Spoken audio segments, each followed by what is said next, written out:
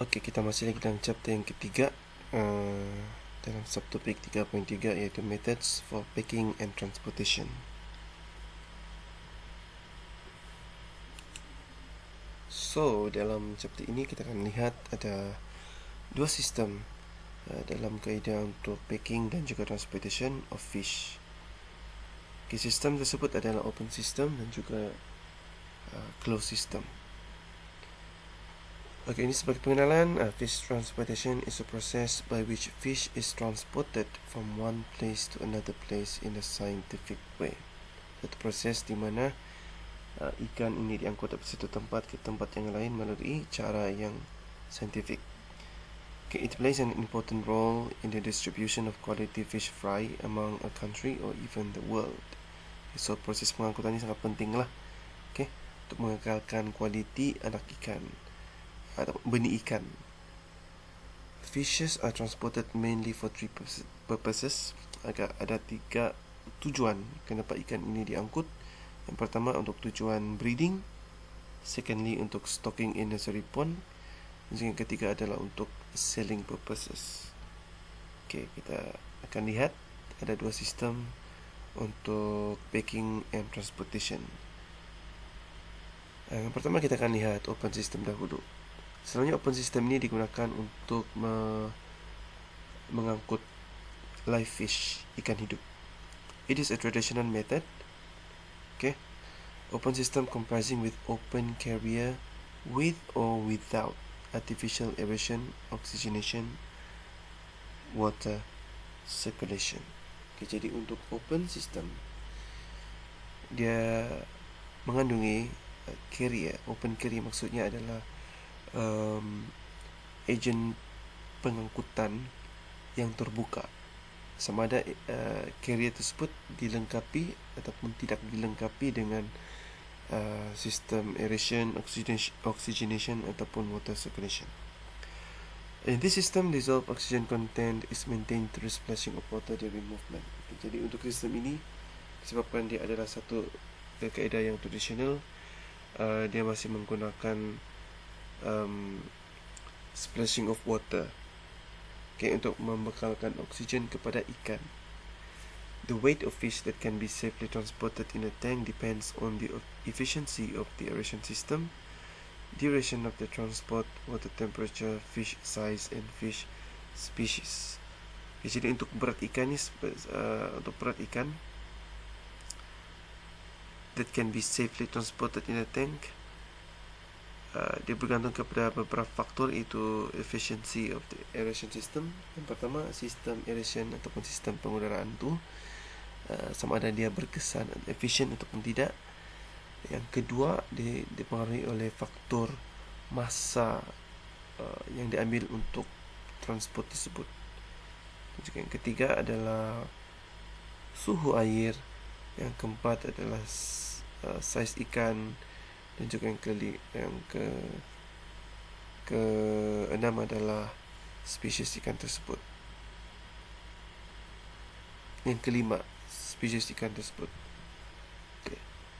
Selain daripada mengangkut live fish, open system ini juga selalunya digunakan untuk mengangkut frozen fish. Okay. Fresh fish transported to far distances must be packed with ice to ensure freshness when they reach the consumers.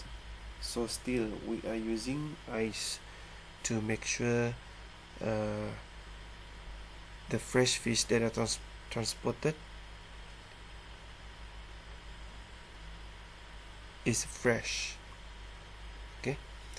Proper packing of fresh fish with ice means arranging the fish and ice alternately in the container to maintain chilling temperature.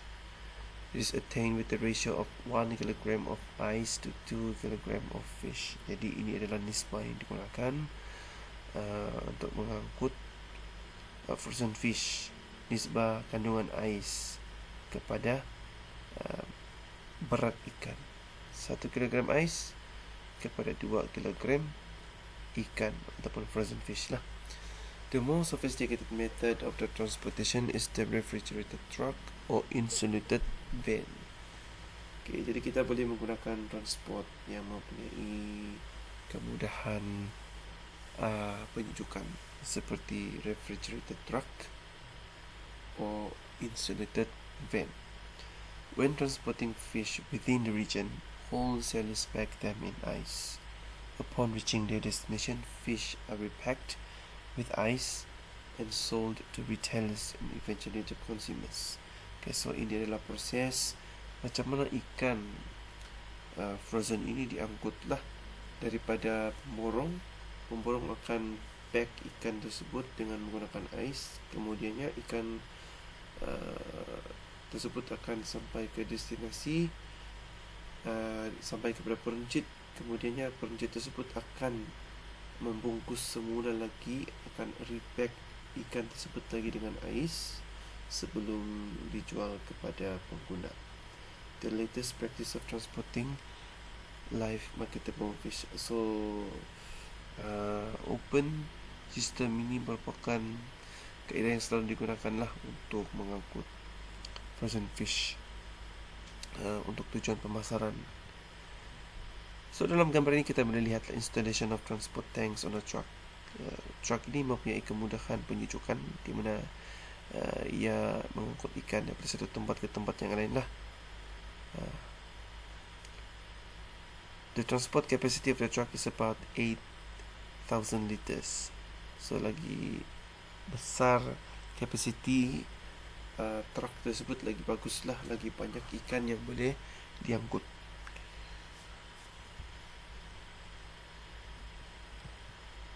Okey, seterusnya sistem yang kedua kita akan lihat closed system. Okey, kalau kita bandingkan closed system dengan open system ni, closed system ni dia lagi modern. Okey, satu proses transporting, satu sistem transporting yang lagi modern lah.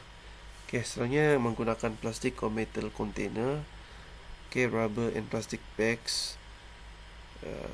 Antara jenis material yang digunakan lah untuk mengangkut ikan dalam sistem ini. The closed systems are represented by polyethylene bags and other steel transport units. Okay, selain daripada itu juga kita boleh menggunakan bag polyethylene dan juga unit-unit transport yang lain lah. They are used mainly for the transport of the early fry but also brood fish. Jadi untuk closed system ini sebenarnya kita gunakan untuk benih ikan yang masih kecil, ataupun juga kita boleh gunakan closed system ni untuk mengangkut induk ikan. The transport of fry in polyethylene bags with oxygen is particularly widespread in the world. Okay, jadi sebenarnya jenis pengangkutan yang menggunakan closed system ini selalu digunakanlah untuk mengangkut ikan, sama ada benih ikan ataupun induk ikan. It substantially reduces the total volume and weight of transport water, enables public transport to be used for fish transport purposes, makes it possible to prolong the transport time and economically advantageous. Okay, selalunya closed system ni dia menggunakan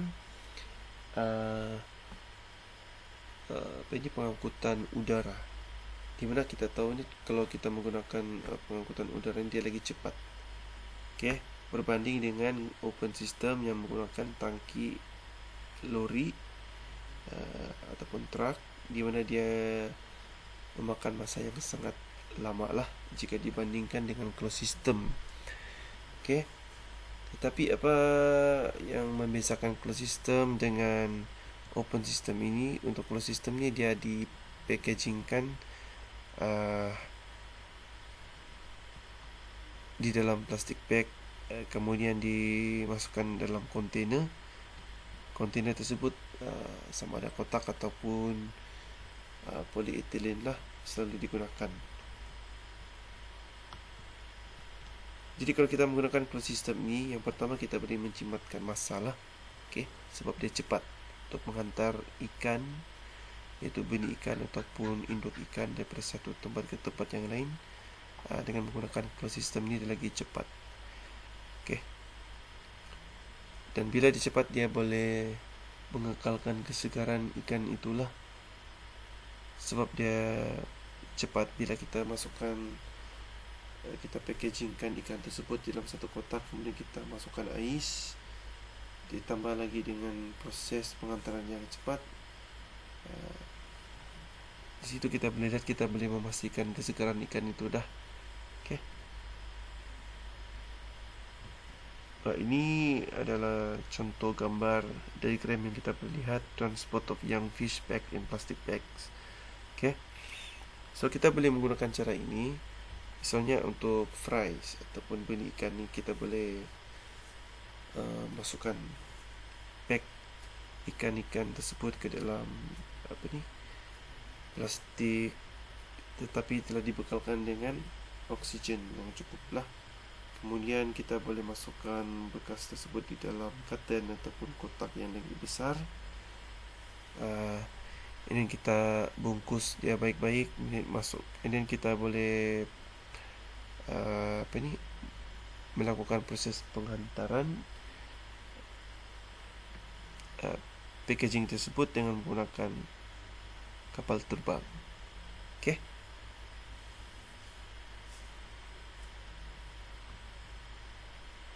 So itulah untuk kaedah packing and transporting of fish.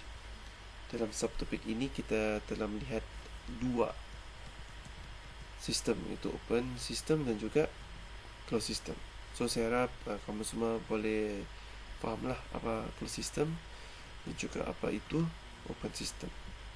Right, kalau ada apa-apa soalan, boleh tanya kepada saya, boleh PM personal message kepada saya, dan feel free to ask me questions. Okay, thank you.